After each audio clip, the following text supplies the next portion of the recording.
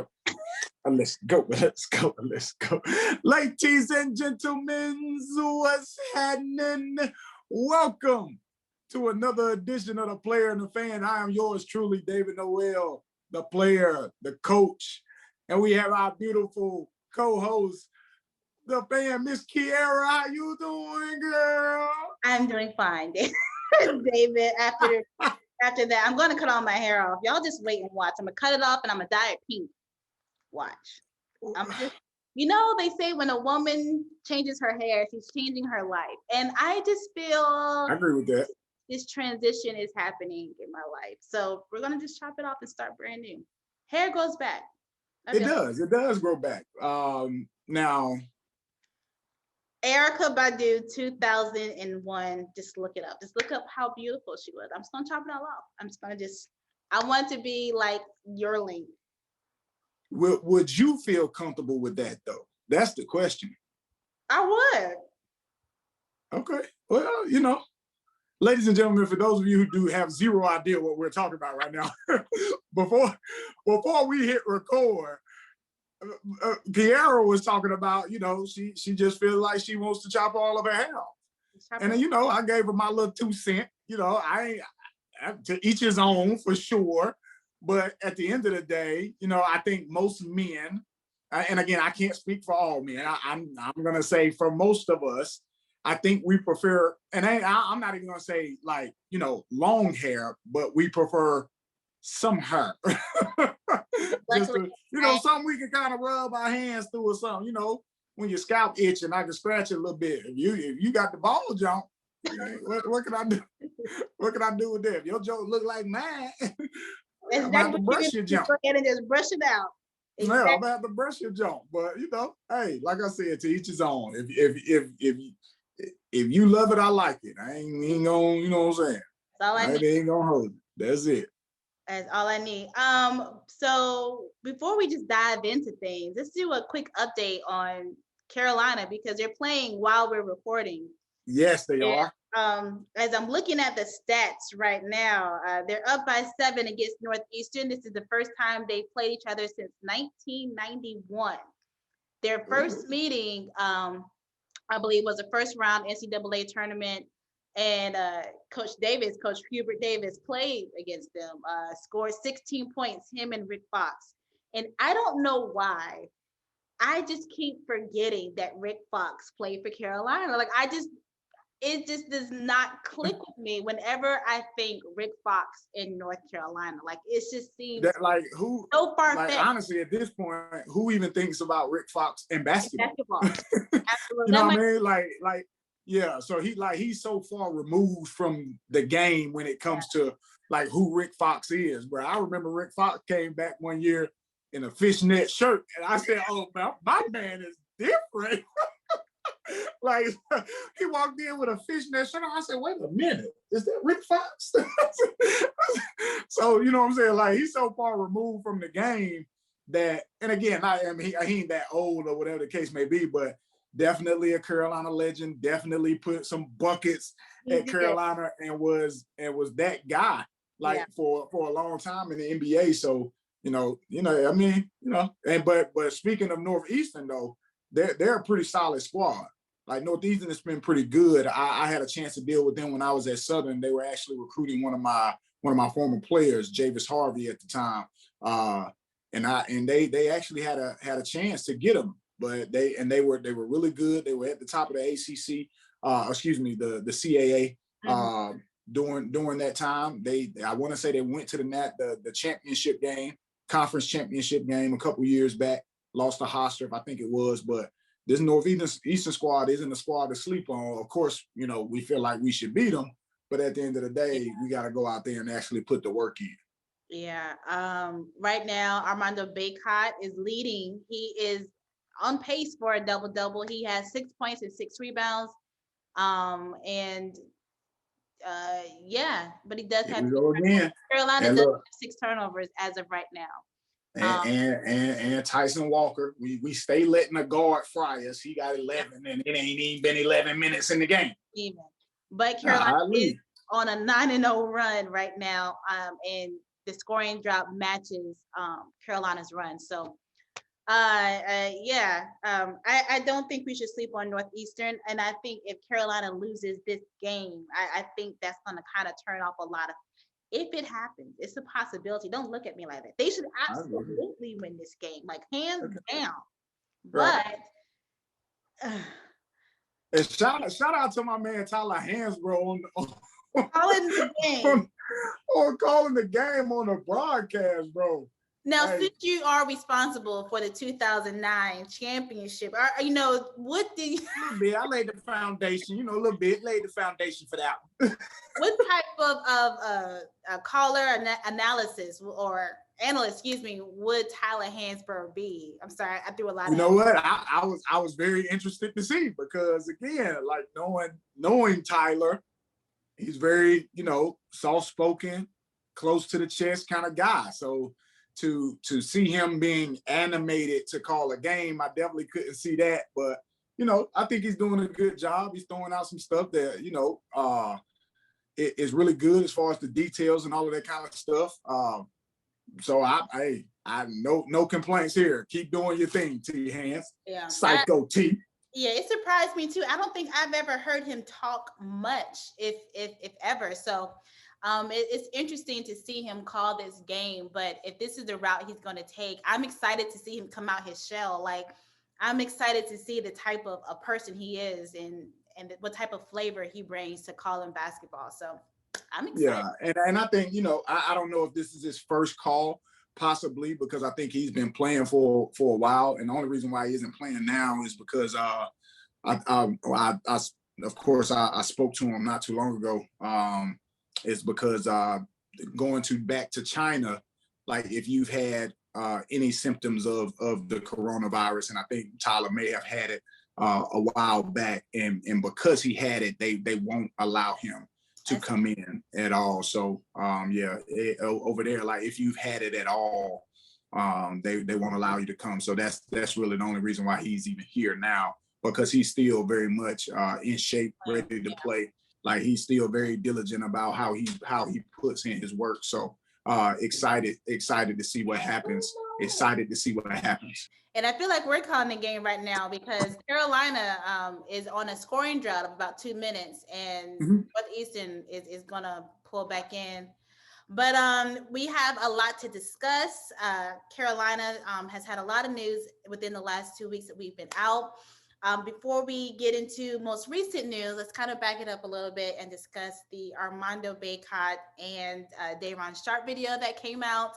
It was a video that is by now it's old news, but we did not get David's reaction regarding it. What was your first thoughts, and what do you think? What consequences should they have faced, if any? You give me your thoughts first. I want to hear what you guys say about the video. I was upset, and I was upset because of, I understand that they're children, and I understand that they wanted to party after winning a big game against Duke, especially if after beating them bums. So aggressive. I'm sorry, my bad. After beating Duke, this just jumped out my spirit. I after beating Duke, I get it. But when you have a coaching staff that is over a certain age limit where COVID can really impact them, I think you have to be a little bit more smart. You have to be a bit more responsible. And I found it a little reckless. And not saying, they can be like this if it was a Wes Miller and a Kendall and a Sean, just straight on the coaching staff, because it really impacts anybody. But when you're playing for something bigger than just yourself, and when this impacts more than just you, you have to really think about the bigger picture. And that's what made me upset. I totally understand that they're kids, but this pandemic and this sickness, illness, virus is much bigger than just one night. That's all it takes is one mistake. Right. Okay. So as I do agree with you when it comes to the pandemic and them, the players needing to be a little bit more responsible. Initially, when I first heard it, I was like, bro, what the hell? Like, what are y'all doing? Like, what y'all doing?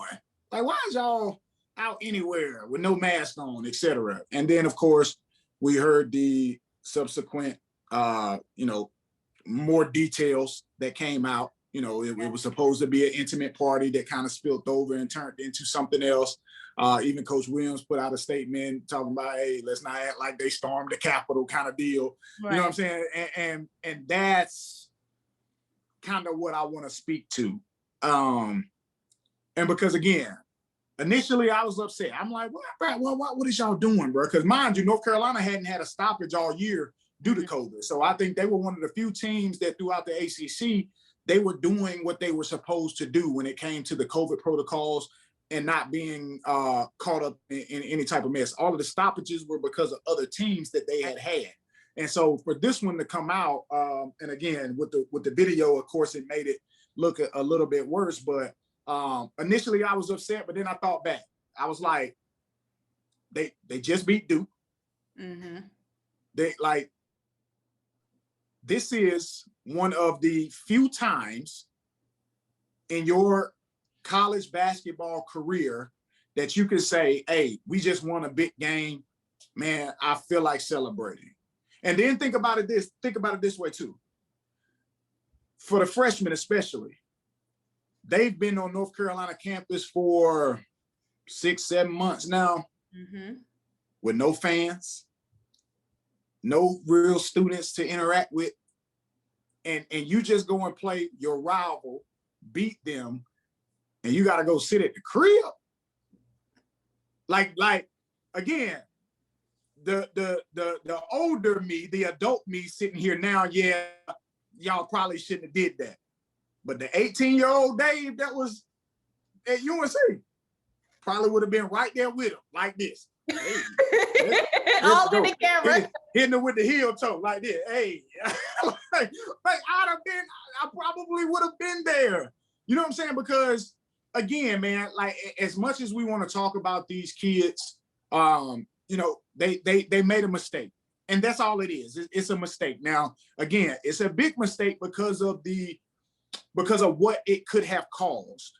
Luckily, it did not cause anything. Everybody tested negative afterwards. They were able to continue. Only game that got postponed or canceled was the Miami game. Right. So Coach Williams wasn't in any harm, thankfully. Again, hindsight is 20/20, but at the end of the day, I do agree with you. They probably should have thought it through a little bit more. And again, a video or not video, people have surfaced and said that it was supposed to be an intimate event, and it was more than just Armando and Dayron that was caught in the video. You know what I'm saying? So again, they were trying to celebrate. Man, we just had a big win. So as I understand it, from both perspectives, I just hope people can kind of calm down, pump your brakes on judging these kids, who without seeing cast the first stone kind of deal. You know what I'm saying? That's what Jesus said. Jesus said that. So, so again, but I'm glad they're okay. I'm glad they back to business. Oh, it's a 2-point game. I was just about to say. So before we do a game update, if you want to do it's a 4-point game now. It's 26-30 with Carolina in the lead. Dayron Sharp is now leading with 7 points. Tyson Walker got 19, bro. 19. Bro, we always let a guard do it. Why do we keep doing that? What is this? Why do we let a guard? He is 4 for 5 from the 3, bro. Lord, bro. We always let a guard come in and drop 30, bro. Like that. Oh my goodness. Anyway, so to go back to the video, before that, Carolina had a week off, and they fell to Clemson. They only scored 50 points. Excuse me. And then after that, when the video came out and the Miami game had to be postponed, Carolina, it was another week off, fell to, who was that? With Virginia, and they only scored 48 points. So it seems that our kryptonite is having too much time in between games. No, that ain't it. So what's the problem? I knew we weren't going. I mean, well, well, hold on. We could have been within at least 2 points off of free throws alone. In which game? Against Virginia. Yeah. It could have, they may have still lost, but it wouldn't have been as big of a gap if they would have just taken care of the free throws. They missed 15 layups. Yeah. 10 for 25 from layups. Like, that's layups. Probably one of the easiest things outside of a free throw. I can't say that because I never played basketball, but you know what? I think it's the easiest thing to do after free throws. We were 6 for 12 from the free throw line. Right. And if you would have made those free throws, that would have brought you in a little bit closer. Agreed. But so here, I think here's the telling factor. Right. So Virginia took more free throws, made more free throws than we took. Well, it was right. It was hand to hand. They made 12. We took 12. Right. So it cancels out. Yes. No, it doesn't cancel out. Technically, that's how you see some of the differences in the game. Like North Carolina still out rebounded them. We did not kill as often as we did as we normally do on the offensive rebounds. But you got to remember, Virginia is what did I tell you? Virginia was going to do this. What is our strength as North Carolina's? As North Carolina's. What is our strength when it comes to North Carolina? Don't put me on a spot like this. I'm Lord have mercy. Play it inside. Say what? Play it inside. There you go. Like, I was nervous about something like really high tech that I was supposed to know, and I'm just it's simple. It's simple. We throw the ball inside, but also when we talk about Virginia, what does Virginia do? Virginia doubles the post. Okay. So they're not allowing Armando Baycock to get off. They're not allowing Day'Ron Sharp to get off. They're not allowing Walker Kessler. No. Armando. Garrison Brooks to get off. Okay. Sorry. I just had a brain fart. Sorry. But they're not allowing that. Nobody in the game scored double figures.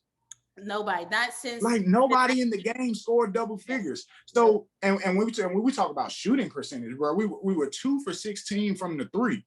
So these are the things. So I knew this coming in though, and I also said that if North Carolina could put a game plan together, North Carolina is really good at the high-low. Yeah. If they could get the ball in the middle of the paint, versus on the block where Virginia likes to double, now we have a chance. The problem with that is the spacing. Yeah. Normally the bigs are going to be posting up in between the dotted line and the charge circle. Mm-hmm. That's not good. That's not good when it comes to North Carolina, especially if you don't have a big that can stretch the floor that Virginia has to worry about getting out to. They can just lay back, and now you don't have that high-low. Right. You don't have that high-low action. So right. I knew the Virginia win, or I knew the Virginia game was going to be very, very low scoring. For whatever reason, North Carolina they cannot seem to speed Virginia up. So put it this way, we go back to the Clemson game. Literally, like now that game, I could possibly give you, or I can't necessarily say I can give you that one because again, most times when teams take that much time off, if they take a week off, they get to fix a lot of the things. Now, mind you, North Carolina at that time was on a bit of a win streak, so that game at Clemson was one that I ain't gonna say it snuck up on them, but at the end of the day, I was glad it happened then because of who we was playing afterwards, and that was them bums. Right. So I as a coach, you don't want to see your team play like that. But as a fan, I was okay that we dropped out from the Clemson because I knew, and especially we had been on a 6-game winning streak or something like that, and then we go into Clemson, we lay that egg. I was so happy that we laid the egg then versus coming out in Cameron Indoor Stadium, being on a 7-game winning streak and then laying that egg over there against them bums. So I am very thankful for that Clemson loss. You heard me. So as you said before, I think before we played Virginia, you stated that a loss to Virginia it's a good loss. It's not like it was a horrible loss. It is a good loss. So define what a good loss is. So there were times like when we played in 2005. Now the loss to Virginia is a little bit different. Right now, Virginia is just better. Virginia is just better. And I don't necessarily know if that game taught us anything. And so sometimes you have losses throughout the season that teach you something, or it humbles you, or it brings you off of this cloud nine type deal where you're thinking you're better than everybody now, and it brings you back down to reality. So the Clemson game, the Virginia game were games that I felt like you still could learn from, because again, now going into the tournament, whether it's ACC tournament, and we'll talk about that later, whether that should even happen, ACC tournament or NCAA tournament, now you've played against teams who defend like that. Now you've played against teams, okay, so here's the point. There comes a time in each season where you have to win ugly. You have to win when you're not making shots. Mm-hmm. You have to win when like you are like just outmatched or whatever the case may be. The team is just better than you. You got to find ways to win.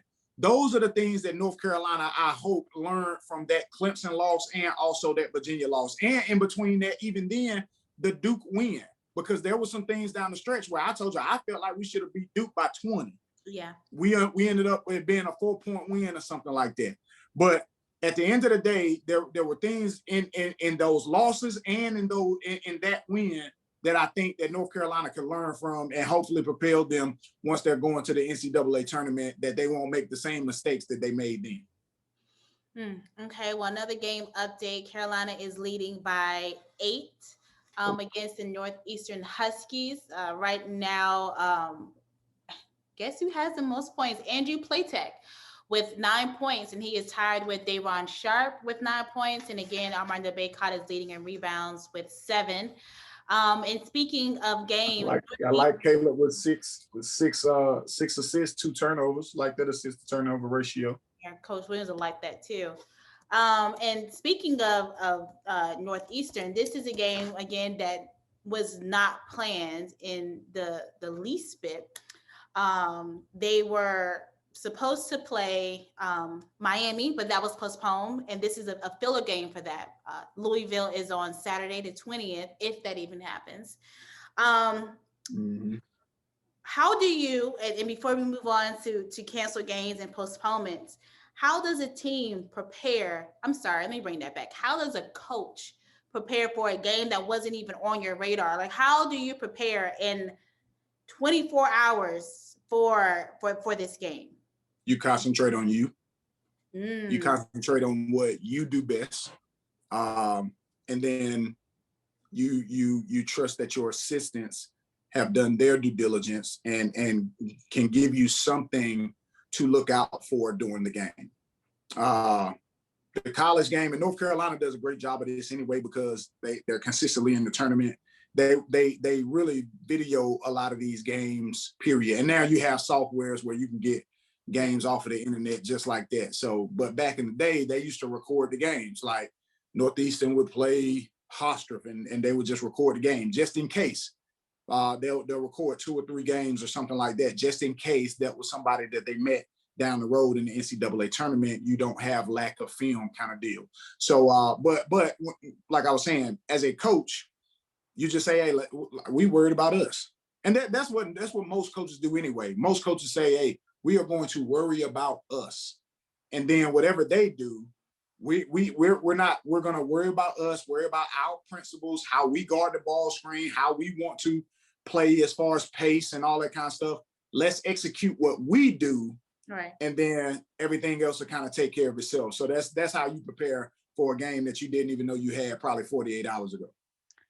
And so again, this game is happening because the Miami cancellation due to the party that the UNC basketball team had. With all the postponements coming up, we had at least, I want to say, 3 games postponed just today alone. I really want to say, because Boston College is paused and Louisville is paused, and as a result, those games within the next week and a half were canceled. Carolina's game against Boston College that happens next Tuesday, I believe, was canceled. And to me, Louisville is up in the air. I do believe Coach Mack is out due to, I believe, contact tracing. I want to say, I don't think he has it, but I do believe that something was going on and he has been out quarantining and things like that. But the team has been paused. Carolina plays them on Saturday. The game is 50-50.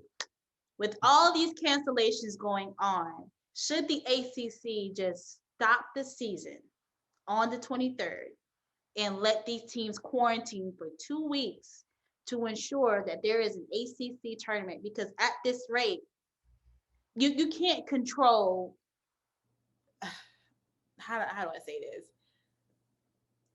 We're not seeing things on video like we saw with the UNC basketball team, because I'm sure other teams are doing the same exact thing, because how else are you getting contact tracing unless you're around other people outside of your immediate team? So 9 times out of 10, people are with other people that they're not supposed to be with.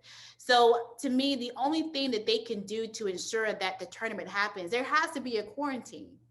Because if not, like, So are you speaking ACC tournament or NCAA tournament? I'm darn near speaking both. Well, we'll talk about the NCAA tournament because I actually have a new idea with that one. But for the ACC tournament, for it to happen on March 9th, which is literally like, what, 3 weeks? They really just need to go ahead and just shut it down. I mean, at this rate, no one has played a full complete season and no one will. So what are 2-3 games going to matter at the end of the day? I mean, I get it. Seeding is going to, be impacted and rankings, but ain't going to be no seedings or ranking if ain't nobody going to be there. I agree with that. And I think it could be a good idea. The only reason why I would say, because me initially, I was thinking, why even play the ACC tournament? Heard. But you play it because somebody could mess around and win it and get their bid to the NCAA tournament. So that's kind of why you play it. But I think my thing is, yeah, it makes sense. It makes sense. I don't have a real answer to that question to combat that theory. Like, yeah, let's shut it down. Let's everybody quarantine. Make sure we get to the ACC tournament COVID free.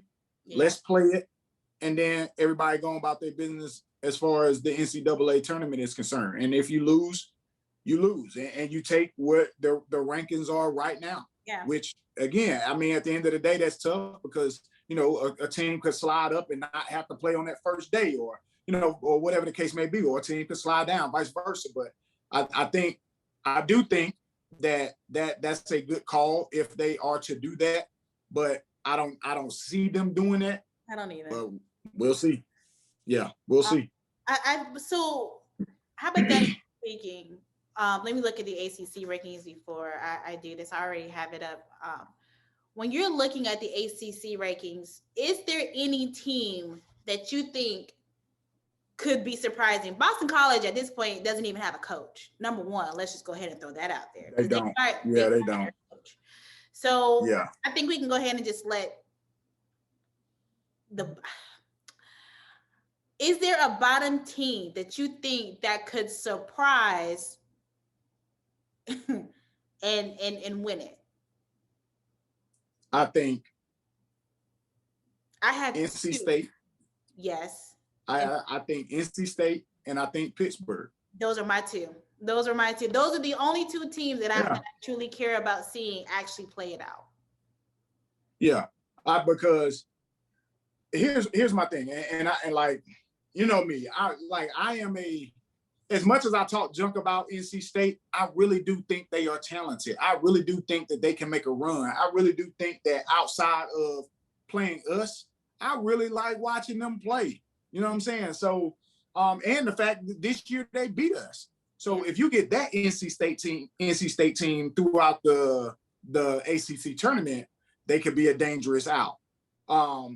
Pittsburgh, it's shocking to me. Like, I really thought that they had turned the curve when they came back at Syracuse. I thought that they were kind of on the up and up, but then I think that was right before Coach Capel got COVID and all that kind of stuff, or maybe it was right after. If it was right after, then again, they've been this up and down team, yeah, all season, and it's like it's like, but I really like their team. Yeah, like Justin Champagnie is definitely the ACC Player of the Year. Yes. And DC Tony is a monster. Again, coach him with Team Felton. I've always loved the dog that he is.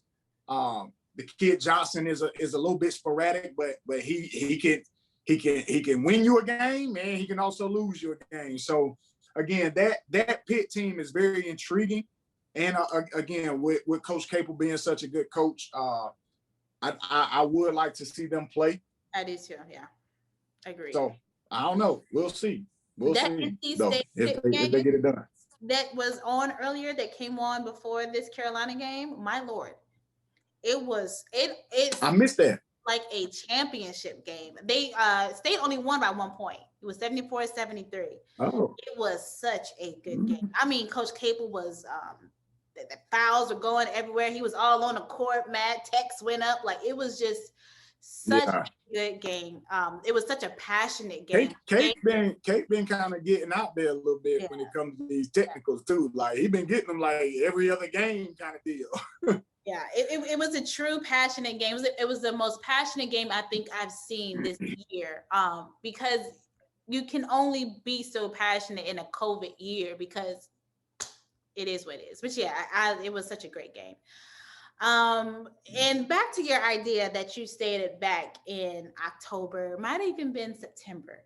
Low-key might have even been August. Either way, you were the first. I'm going to credit you with being the first person ever to speak these words. But I have a counter. I appreciate that. Give me my flowers while I live. I have a counter to your proposal, but your original proposal was that all 3,000 teams should be allowed in the NCAA. 362. 3,000 should be allowed in the NCAA tournament. And I need you to really explain what that means. What does that look like for David Noel III? So here's the deal. First off, it won't be all D1 schools, because a lot of the D1 schools have opted out. Yeah. Some of the teams aren't playing.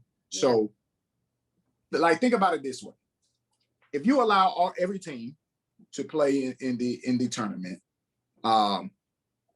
you will, for the first time in history, have people make the tournament that have never made the tournament. Right. And they could pull off maybe an upset, some shockers.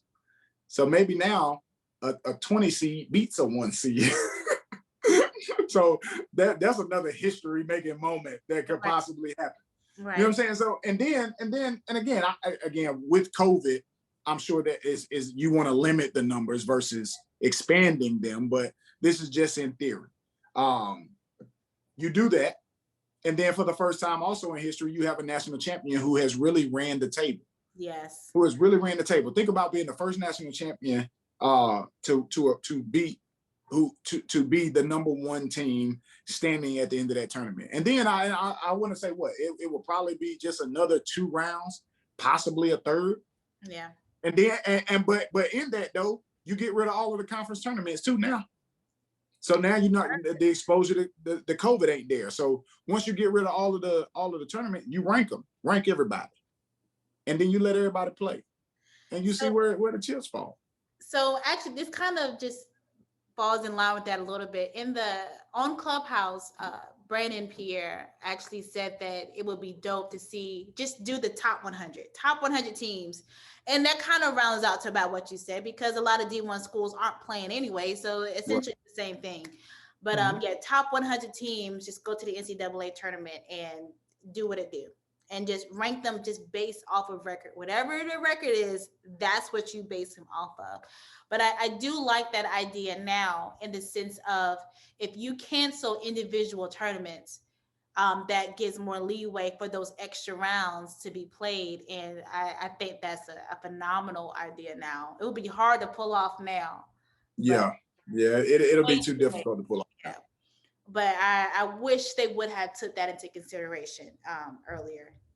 We need to get and it's tough too, because teams started playing and then they stopped. Yeah. Like little things like that due to, you know, lack of resources or whatever the case may be. And I think a lot of the teams stopped because, yeah, that's what it was, really lack of, well, maybe not lack of resources. Because I don't necessarily think that, I don't think teams necessarily stopped because they wanted to. Like COVID was definitely real, but I think they were forced into it simply because you can't keep up with all of this testing and all of that kind of stuff. Like and like to do it 3, 4, 5 times a week, like it's tough. It's tough, man. And then to get paused for 2 weeks, and then to like the frustration of the season itself, like I think led to some of these teams just being like, you know what, let's bump. We'll kick rocks on this one. We'll come back next year fresh and ready to go. And the fact that this year is free for these student athletes. Yeah, that's insane. But it's crazy when you think about it, how much money the NCAA generates during these tournaments, and not once was it ever thought of or proposed or said or related or quite like, why was there not a plan put in place to where they could provide those free testing? Oh, okay. I thought you was gonna say something else with that. No, but they could have, like, I feel like if you want these kids to play, if you want that money that the March Madness brings in, like, they should have been at the reins with, you know, how can we get free testing to these kids?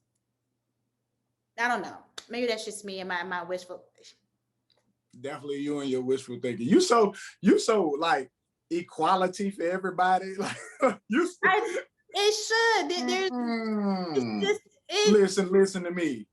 The NCAA lost millions upon millions of dollars this year. I know. So do you think they are going to lose more millions providing tests for these kids? That's a shame. Who they know, like, they won't even pay them. You think they're gonna test them? You think they're gonna give them free tests? That's gonna be the title of the podcast. Hey, listen, man. Listen. Pay them. You think they're gonna? Hey, I'm for real. Like, but the NCAA is like the biggest pimp of them all. I cannot. For real. Like, they won't even pay them. You think they finna test them? Like, they just, like, they not finna put out that type of bread. Because again, all of this is about the bottom line. And I'm gonna go back to what I thought you were gonna say. I thought you were gonna say, why didn't they just cancel the season? Like, cancel these tournaments. With that. I was gonna go ahead and bridge it on. Should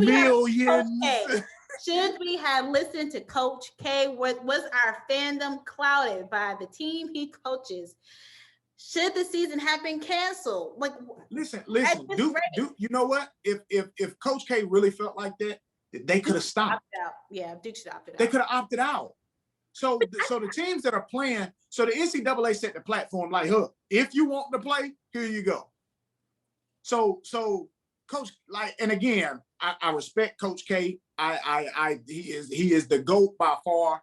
Like, but when we talk about like some of the things that he has said, I agree to reevaluate what was going on. Yes, we could have done that. But you also had the NCAA said, here's your platform to play if you want to play. But you also have the opportunity to opt out if you want to. So like, I think what threw everybody off was the timing that he said it, because they had a couple losses. And looking back at it in hindsight, with it's 2020 now, like the season that they're having. And speaking of, their players quitting. that is a topic we missed. We got to come back to that. We ain't missed that. Oh, I won't gonna let that slide. We won't leave in this podcast before we talked about that. But my point is, like, when it all boils down to it, for me, it's about in the midst of this life-changing pandemic that we are in, it was about trying to find some type of normalcy. Right. We knew from the beginning. We were just excited to have basketball. Right. We were excited for these kids to have something normal in their life. Again, we talk about North Carolina. We talk about them coming to campus. We talk about the freshmen getting there. When they was on their visit, the house was rocking. All the fans, all the mascots, all the cheerleaders, even the band. I can't. And then they get there and it's nothing. They got to play in front of some cutouts. They got to play a fake clap hand like this. They got to sit 6 feet away from their teammates. So to have some type of normalcy just to get out on the floor and practice and play against somebody else without a mask on, man, it felt good. Yeah. It felt good. You know what I'm saying? So the NCAA gave us something. And so again, we knew we were going to have postponements. We knew we were going to have canceled games. We knew some of these kids was going to go out and jump in the club and have a video doing stuff like that. We knew it was going to happen. We were hoping that it didn't, but we knew it was going to happen. But just because of how all of this is kind of meshed together. But I do applaud the NCAA, and I do applaud a lot of these teams for making the decision to stick it out and play, and the teams who couldn't necessarily do it to say, okay, let's go ahead and end our season now versus, talking about it and not necessarily doing anything about it. Right. So, at the end of the day, I did agree with Coach K. I did think there needed to be a reevaluation on what was going on at the particular time. But you also had a chance to say, you know what, I ain't finna put my kids through this. I ain't finna put my program through this. We'll just not play this season. And it could have just been that. So speaking of Duke University, I want to circle back to Jaylen Johnson opting out for the rest of the season. Now, as soon as he did it, the Cole Anthony, Jaylen Johnson comparison just came out the wahoo. And even Cole Anthony tweeted loyalty. Bro, what you mean? What comparison? Like, the comparison where is that coming from? People were comparing just how Cole Anthony came back after an injury and stayed around for a bad Carolina team. I know, you can say that. We were sorry. I don't want to say that because they won't. Anyway, for a bad Carolina team versus Jaylen Johnson, who was just giving up, even though he was on injury, he may still even have a slight injury during a bad year. How Jaylen is just, giving up on his teammates when Cole Anthony, stuck around. Oh, okay, so people they weren't there wasn't a comparison. People were saying like, hey, this is why Cole Anthony was better, or this is why the family is better everybody jumped on the Cole bandwagon. They did. Yeah, okay, yeah, gotcha. Okay, all right. I thought you were saying like people were trying to compare it in that's what Cole did. Because I told you I had some good fans jump in my DM and try to say that Cole, he did the same thing that Cole. Yeah. I said, bro, what? Yeah. So nonetheless, I called it. I don't remember you ever calling Jaylen Johnson opting out for the season. Go back and watch my old school Monday after we beat them. Oh, okay. Not on the podcast. No, not on the podcast. Okay. I told him, I said, after that L, don't be surprised if jokers come in the Coach K office and say, I don't want to be a player no more. That was a good leeway. That was a good one, though. I got to give you a prop for that one. Yo, there's absolutely no comparison to the Jaylen Johnson situation and the Cole Anthony situation. And here's why. First off, Cole Anthony had surgery. He did. He had a surgery. So the boy had to sit out. I don't even know what Jaylen Johnson injury was or is. Because they continue to say that he's hurt. Yeah. And I just don't see that. Now, here's my thing. I am all for doing what is best for you. Let me get that out there first. I am all for doing what is best for you. But there has to be some type of, as in Cole Anthony words, loyalty to what you have committed to. Now, mind you, we don't put the rule in. We didn't put the rule in of the one and done. Right. We didn't say you have to come to college. He didn't have to. He could have went to the G League. He could have. He could have went to the G League. like a couple of these other kids, and Jalen Green down there killing. The other kid down there killing. So, Kamara, I think that's his name. But he could have did that.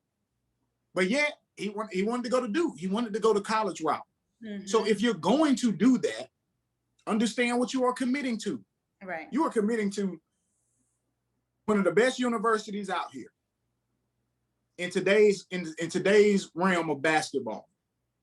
There are going to be some expectations set. You ain't going to be able to do what you did in high school. Yeah. You ain't going to just get the here you go treatment kind of deal. You ain't Zion. You ain't Zion now. So, and even that, think about what happened with Zion. Yes, he even came back. He wanted to come back. He wanted to stay in college. Right. He didn't even want to leave at all. Now, mind you, of course, the records are different. They have nothing to play for at this point, honestly. Yeah. But if there is an ACC tournament, Duke could probably that's another team that could possibly pull some mess like that off. But they don't have anything to play for. But without him, I don't see them winning too many more games. Right. And honestly, there were times where they looked better without him on the floor anyway. But I think the morale of this team is down. I think the lure of the team is down. I think the lure of the blue blood period is down this year. But at the end of the day, and that's another reason why this would be a perfect year to have all the teams in the NCAA tournament. Because everything seems like so equal. Yes. So, but as unfortunate as that is for the Dookie Bums, I am going to absolutely enjoy every second of it. I am going to laugh at it. I am going to post videos about it. I am going to laugh my hat off. I expect nothing different from you. You stay on brand no matter what goes on. No matter what. David is going to stay on brand. I can say that about you. That's it. Got to. Can't do it no different. That bum quit. So I know we're kind of going over longer. Every time we always say this is going to be a short podcast, but my question is, has the allure of blue blood teams kind of just, has there been a loss of allure to go to a blue blood team? When you're thinking about your Carolinas and your Kentuckys and your Dukes, and I went through it. Kansas is actually doing pretty good. But when you're looking at all these blue blood, they're back in the top 25. I ain't gonna throw them in there, but when you're looking at these top schools, is this a good year for other conferences? Like, I mean, no question. When you're looking at your Gonzagas and your Rutgers, your Oklahomas, your the Big 12 period. I mean, when you're looking at all these other schools and how they're winning and how they're having fun, even right, the Big 12, the Big 10, like right. So again, here it is, and this is what I've always said. This, like stop worrying about the name on the front of the jersey. Yeah. Now, if you're good enough to go there, and it fits you, like that's the piece, man. Like a lot of these kids, they go to these colleges and these universities just because it's a North Carolina on the front of the jersey, right, just because it's a Duke on the front of the jersey, and you don't look at like what the fit is for you. Can they make you better? Yeah. Can you survive during a down year? Like, will you develop as a player, not only as a player, but also as a man? You know what I'm saying? Or as a young man. So those are like, it's a totality thing, man. Like, and I think that a lot of these kids, like, yeah, that's my dream school. Why? Yeah. You ain't even been on the campus. How is your dream school? Because you saw them win a national championship. But what if the best school for you is Virginia Tech? Or what if the best school for you is Hampton? What if the best school for you is UNC Charlotte? You know what I'm saying? But because these kids, and that gets them in trouble too, because now they start playing at a higher level than what they supposed to. Yeah. And they get exposed. AKA Jaylen Johnson. Yeah. Even though Jaylen Johnson is still a lottery prospect, no question about that. But think about what he could have done. So again, if you needed the ball in your hands like that, if you wanted to be the guy that never sat on the bench, you can't go to Duke. Yeah. I don't care how talented you are, because you ain't Zion. Let's go be my new phrase. You ain't Zion. But yeah, just looking at the NCAA rankings, when you're looking at Arkansas, San Diego State, Loyola, like crazy. Loyola, Chicago. Yeah, I mean, you're looking at teams that they're consistently in the running, but it's refreshing almost to see such an array of different teams that are capable of winning it all. And I like it. I do. I hate that Carolina isn't in the midst of that. When you think of who's going to be the NCAA champion, Carolina doesn't immediately run across your mind, but I like seeing such a wide open championship, because it can literally be anybody's night. It is anybody's game. Hold on. Pump Gonzaga's probably going. Yeah. Pump your brakes on wide open now. Hold on. Gonzaga and Baylor. They undefeated. I know. Hey. I know. Hey. I know. And they good though. Like I'm talking about top 5 offenses, top 5 defense is good. Like they good. And they got playmakers and they got shooters everywhere. They play defense. They good. That thing ain't wide open there. It's going through Baylor or it's going through Gonzaga. It could be wide open. That's what Virginia thought that one year too. When it could be wide. No, they didn't. They was a top 5 defense, but they weren't even close to being a top 5 offense. I'm just saying. Anyway, I'm talking about that day when UMCB, yeah. They beat Virginia. Yeah, I know what you're talking about. Okay. You're talking about the 16, the only 16 seed to be the 1 seed. Okay. Yeah. Okay. And then they came back the next year. What they do? They won it all. You talking about redemption? That is true. That is. You know what? I never thought about that. Yeah. That is a good dog. You know what that is? Because Tony Bennett is a man of faith. They say you be at your lowest point before you reach your highest point when you talk about faith and all that kind of stuff. So he, Tony Bennett, he ain't question God or nothing. He ain't question him. He just said, Lord, thy will be done. I like Tony. And sure enough, that man back and won the national championship. Bro, I was so excited for them people, man. I love Tony. I think he is just, I like him as a coach. Anyway, let's go ahead and end this podcast. I don't know him as a person, but yeah, I don't either, but I just like, he gives good vibes. He gives good vibes. He seems like a wholesome, like, he does. Nice man. Gonna pray for you. He is your cookie cutter, like straightforward guy. Well, that's what he seems like anyway. Yeah, right. Yeah. I like Tony Bennett though. Yeah, I do too. Okay. We're gonna end it. I like your sweatshirt. Who did that? I sure appreciate you. But little boy Alamar.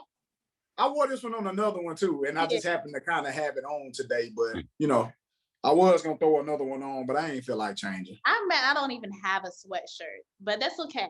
That is. What do you mean? I don't have an Arlamar sweatshirt. What you talking about? Anyway. Little hoodie seal. Anyway, we also want to thank our other sponsor, Mike Vito on Tees, aka Vito, and all their information will be put on the screen. And we also want to thank you guys for listening, for hanging out with us. It's been a long 2 weeks. We appreciate you hanging around. If there are any topics that you feel like we've missed, please do not be afraid. Also, don't be afraid to call an asylum for David. I will be more than happy to give you his address to just send him off into a You got it. I told y'all this is how you got to wear the hoodie. You got to tuck it behind your ear so you can hear when people talking to you. Gosh. Anyway. Smooth. So cool. Yeah. If there are any topics you feel like we missed or you want us to cover, you have any questions for David, please put them in the comments. Shoot us some DMs. Asking all them questions, right? Bye, y'all. I don't even want to do the we out. Bye, y'all. We out.